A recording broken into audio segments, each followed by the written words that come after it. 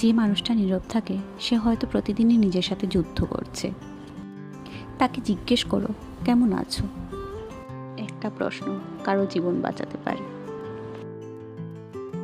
থামো, সামনে মানুষটা হাসছে মানেই ভালো নেই।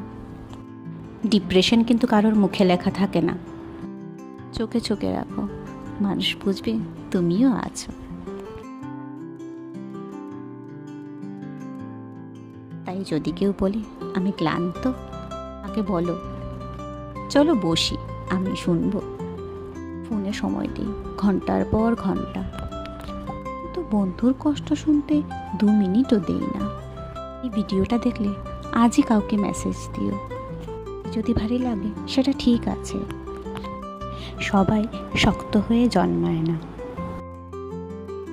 থাকে সে দুর্বল না, সে শুধু আশা করে কেউ এগিয়ে এসে বলবে আমি আছি। এই ভিডিওটি ভালো লাগলে শেয়ার করো, হয়তো কারোর ভালো হতে পারে, মনটা হালকা হতে পারে।